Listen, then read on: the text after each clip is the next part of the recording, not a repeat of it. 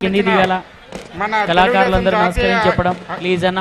నేత చంద్రబాబు నాయుడు గారికి, లోకేష్ బాబు గారికి, అలాగే మన పీలేరు పులి అన్న గారికి నా ధన్యవాదాలు తెలియజేసుకుంటున్నాను అన్న. ఇకపోతే పెద్దలు అందరూ అంటే జనసేన తెలుగుదేశం వస్తే ఏమేమి చేస్తారో ఏమేమి చేయగలుగుతారో అందరూ చెప్తున్నారు. కానీ ఇప్పుడు మనం ఎలాంటి పరిస్థితులు ఉన్నామో మీకు అందరికీ నేను చెప్పాలనుకుంటున్నాను. మీకు అందరికీ తెలుసా, ఆంధ్ర రాష్ట్రం మాత్రం ప్రత్యేకంగా ఒక టైం మెషిన్లో ఉంది.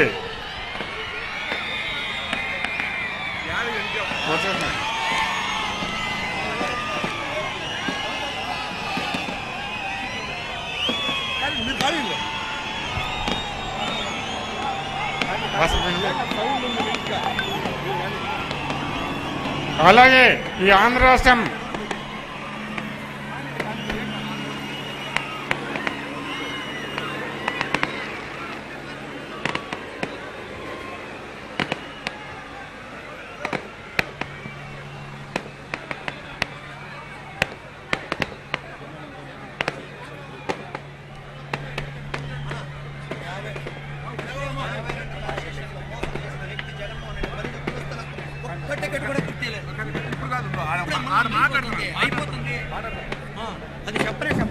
జై తెలుగుదేశం, జై చంద్రబాబు అన్న. డయాస్ మీద అందరూ కూర్చోన్నా, సార్ వచ్చాడు, ప్లేస్ సహకరించి అన్న. దినేష్ అన్న కానీ అన్న. జై తెలుగుదేశం. అలాగే ఈ ఆంధ్ర రాష్ట్రం ప్రత్యేక పరిస్థితుల్లో ఉంది. ఎలాంటి పరిస్థితులు అంటే ఈ ఆంధ్ర రాష్ట్రం మాత్రం టైం మిషన్లో ఉంది. ఎలాంటి టైం మిషన్ మీకు చెప్తాను వినండి. 1999లో ఇప్పుడే దిగారు గ్రేట్ విజనరీ చంద్రబాబు నాయుడు గారు. అప్పుడు విజన్ 2020 అని మన అందరి చేతులు పట్టుకొని ముందరికి నడిపిస్తే, ఇప్పుడు వచ్చిన జగన్మోహన్ రెడ్డి గారు మాత్రం ఈ ప్రజెంట్ ముఖ్యమంత్రి, ఆయన 2019 నుంచి తిరిగి 2000 సంవత్సరానికి తీసుకొని పోయినాడు. అది ఎలా తీసుకొని పోయినారంటే ఉద్యోగాలు లేకుండా, అభివృద్ధి లేకుండా, ఎటువంటి సంక్షేమాలు లేకుండా, ఏదో ఆవిడి ఇవ్వడానికి 10 రూపాయలు ఇచ్చేసి మళ్ళీ రాత్రికి నాన్న పథకం కింద దాన్ని తీసుకొని దాన్ని అభివృద్ధి అని చెప్తున్నారు. 2024 ఎలక్షన్ తర్వాత ఈ రాష్ట్రం ఎలా ఉంటుందంటే, మీరు ఎవరైనా చల్లని వెన్నెల్లో పుణ్యం చంద్రుడు నీడలో చల్లని గాలుల మధ్య పవనాల మధ్య కూర్చున్నారా అంటే, చల్లని వెన్నెలంటే మన చంద్రబాబు నాయుడు గారు, చల్లని గాలులు అంటే మన పవన్ కళ్యాణ్ గారు. ఇద్దరు కలిసి అటువంటి ఆనందకరమైన భవిష్యత్తును మనకి ఇవ్వబోతున్నారు. కాబట్టి తెలుగు తమ్ముళ్ళు కానీ, జన సైనికులు కానీ, తెలుగు తమ్ముళ్ళు కానీ, జన సైనికులు కానీ ఈ 3 నెలలు కష్టపడి ఉమ్మడి అభ్యర్థులని విజయాన్ని తోడ్పడాలని, అలాగే పీలేల్లో ఖచ్చితంగా ఇదివరకు 20 ఏళ్ళుగా తెలుగుదేశం రావట్లేదు, ఈసారి ఖచ్చితంగా తెలుగుదేశాన్ని గెలిపించి, తెలుగుదేశం కానీ ఉమ్మడి అభ్యర్థిని కానీ గెలిపించి చంద్రబాబు నాయుడు గారు కానీ పవన్ కళ్యాణ్ గారు కానీ గిఫ్ట్ ఇస్తామనేసి ప్రతి ఒక్క జన సైనికుని కోరుకుంటూ సెలవు తీసుకుంటున్నాను. కృతజ్ఞతలు సోదరా. ఇప్పుడు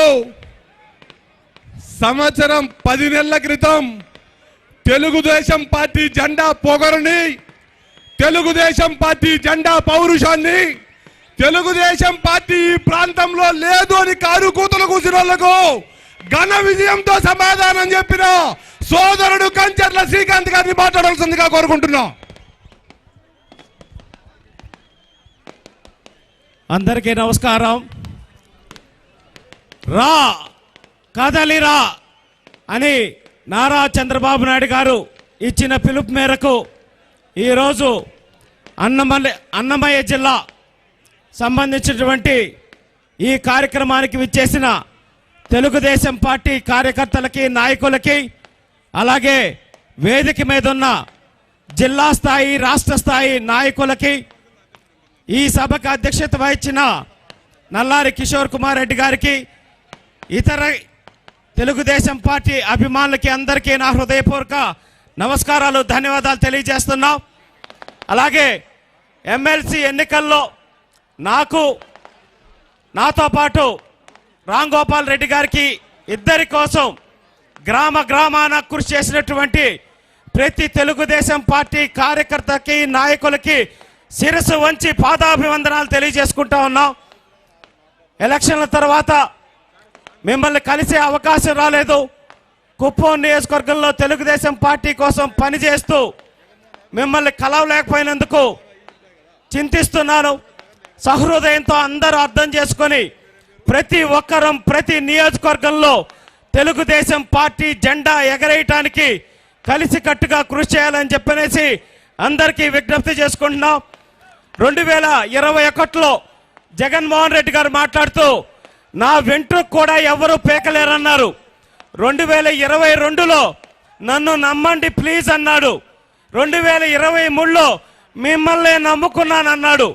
2024లో హ్యాపీగా దిగిపోతానంటున్నారు. మీరు దిగనవసరం లేదు జగన్మోహన్ రెడ్డి గారు. మిమ్మల్ని మీరు మీ ఎమ్మెల్యేలని ట్రాన్స్ఫర్ చేస్తుంటే ప్రజలు మిమ్మల్ని ప్రతిపక్షంలోనే కాదు ఈ రాష్ట్రం నుంచి కూడా ట్రాన్స్ఫర్ చేయడానికి సిద్ధంగా ఉన్నారన్న సంగతి గుర్తుపెట్టుకోండి. ప్రతి ఒక్క తెలుగుదేశం పార్టీ కార్యకర్త మరీ ముఖ్యంగా పొంగనూరు, తంబళపల్ల ఇట్లాంటి నియోజకవర్గాల్లో పీలేరు అన్నిట్లో కూడా కేసులు పెట్టి మీరు ఎవరెవరినైతే ఇబ్బంది పెట్టారో ప్రతి ఒక్క వైఎస్ఆర్సీపీ నాయకుడికి బుద్ధి చెప్పే రోజు, చట్టపరంగా మీ మీద చర్యలు తీసుకునే రోజు త్వరలోనే ఉంది, గుర్తుపెట్టుకోవాలని తెలియజేసుకుంటూ ప్రతి ఒక్కరూ దొంగ ఓట్లతోటి అలాగే ఓట్లు తీసేసి గెలవాలని కూడా ప్రయత్నం చేస్తున్నాడు ఈ జగన్మోహన్ రెడ్డి. దాన్ని కూడా అందరూ గుర్తించి ఓటర్ వెరిఫికేషన్ కూడా జాగ్రత్తగా చేసుకొని 100కి 100% తెలుగుదేశం పార్టీని ప్రతి నియోజకవర్గంలో అన్నమయ్య జిల్లా మొత్తం క్లీన్ స్వీప్ అయ్యే విధంగా మనం అందరం కలిసి కట్టుగా తెలుగుదేశం పార్టీ జెండాని ఎగరేసుకుందామని తెలియజేసుకుంటూ నాకు ఈ అవకాశం ఇచ్చిన మీ అందరికీ హృదయపూర్వక ధన్యవాదాలు తెలియజేసుకుంటూ సెలవు తీసుకుంటున్నాను. జై హింద్, జై జనసేన, జై తెలుగుదేశం. నారా చంద్రబాబు నాయుడు గారి నాయకత్వం, నారా లోకేష్ గారి నాయకత్వం, పవన్ కళ్యాణ్ గారి నాయకత్వం, వర్ధిల్లాలి తెలుగుదేశం పార్టీ. జై హింద్. కృతజ్ఞతలు. ఇప్పుడు జనసేన జిల్లా పార్టీ అధ్యక్షులు పెద్దలు పసుపులేటి హరిప్రసాద్ గారిని మాట్లాడవలసిందిగా కోరుకుంటున్నాం.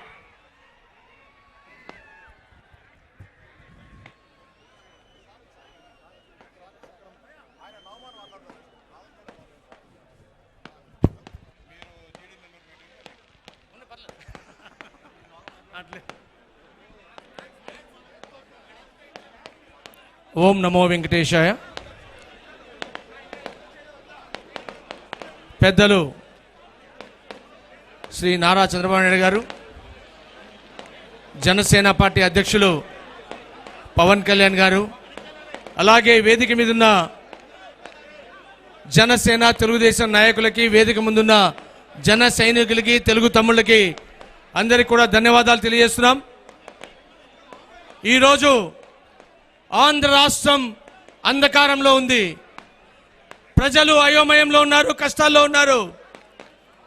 ఒకటి చెప్తున్నాం, ఈరోజు జనసేన తెలుగుదేశం కలయిక, జనసేన తెలుగుదేశం కలయిక జనసేన గెలవడానికో తెలుగుదేశం గెలవడానికో కాదు. జనసేన తెలుగుదేశం కలయిక ఆంధ్ర రాష్ట్ర ప్రజలను గెలిపించడానికి, ఆంధ్రప్రదేశ్ అంధకారంలో ఉన్న ఆంధ్రప్రదేశ్ని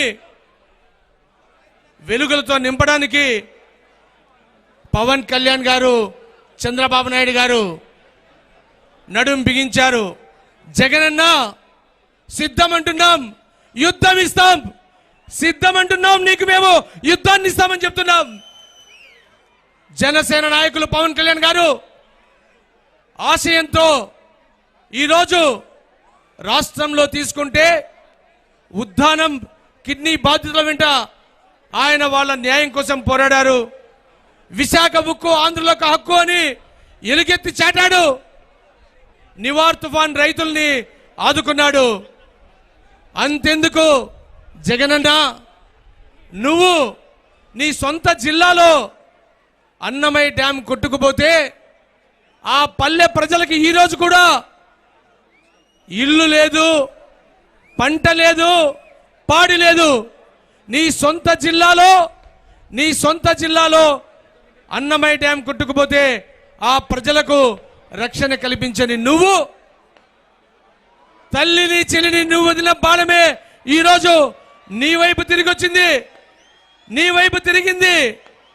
వాళ్ళనే తల్లిని చెల్లిని తరిమిన నువ్వు అక్క చెల్లెళ్ళు అన్నదమ్ములు అని ముద్దులు పెట్టావు. అధికారంలోకి వచ్చిన తర్వాత అందరు ప్రజల్ని గుద్దులు గుద్దుతున్నావు, పిడిగుద్దులు గుద్దుతున్నావు. చెప్తున్నాం, ఆశయం వైపు నడిచే పవన్ కళ్యాణ్ గారు ఒక పక్క, అలాగే అభివృద్ధి వైపు నడిపించే చంద్రబాబు నాయుడు గారు ఒక వైపు. ఆంధ్ర రాష్ట్రంలో హైదరాబాదును ప్రపంచ స్థాయి నగరంగా తీర్చిదిద్దిన నాయకుడు చంద్రబాబు నాయుడు గారు. రాష్ట్రాన్ని అభివృద్ధి వైపు నడిపించి రాయలసీమలో కియా ఫ్యాక్టరీని తెచ్చిన నాయకుడు చంద్రబాబు నాయుడు గారు. ఐటీ ఉద్యోగాలను ఈఎంసీ క్లస్టర్లను తెచ్చి తిరుపతిలో ఐటీని స్థాపించింది చంద్రబాబు నాయుడు గారు. వైజాగ్ లో ఫార్మా ఇండస్ట్రీని తెచ్చింది చంద్రబాబు నాయుడు గారు. అలాగే అమరావతి ప్రజలకు ఇవ్వాలని ఆలోచించి ప్రపంచ స్థాయి నగరాన్ని స్థాపించాలనుకున్నది చంద్రబాబు గారు. పోలవరంతో రైతులకు నీరు ఇవ్వడానికి ఆలోచించిన అభివృద్ధి వైపు నడిపించడానికి అడుగులు వేసిన చంద్రబాబు నాయుడు గారు ఒక పక్క అయితే, ఆశయంతో ప్రజల వైపు నిలబడ్డ నాయకుడు పవన్ కళ్యాణ్ గారు. ఈరోజు పవన్ కళ్యాణ్ గారు, చంద్రబాబు గారు ప్రజలను గెలిపించడానికి అడుగులు ముందుకేస్తున్నారు. ముఖ్యంగా ప్రజలందరికీ చెప్తున్నాం, ముఖ్యంగా జగనన్న నీకు ఎస్ అన్న ప్రజలకు 2019 ఎస్ అన్న ప్రజలకు నువ్వు అన్ని నోలిచ్చావు. అమరావతికి నో చెప్పావు, పోలవరంకు నో చెప్పావు, స్పెషల్ స్టేటస్ కు నో చెప్పావు, అలాగే మద్యపాన నిషేధానికి నో చెప్పావు. రాష్ట్రంలో యువతను ఉద్యోగాలు ఇస్తానని గుండు సున్నా చేశావు. మహిళలకు రక్షణ లేకుండా దాదాపు 30,000 మంది మహిళలు రాష్ట్రం నుంచి మాయమైతే మహిళలకు రక్షణ లేకుండా పోయింది. రైతు రాజన్నావు, రైతును కూలీని చేశావు. జగనన్న ఈ నోల రాజు నువ్వైతే నీకు ఎస్ చెప్పిన నాయకులు ఈరోజు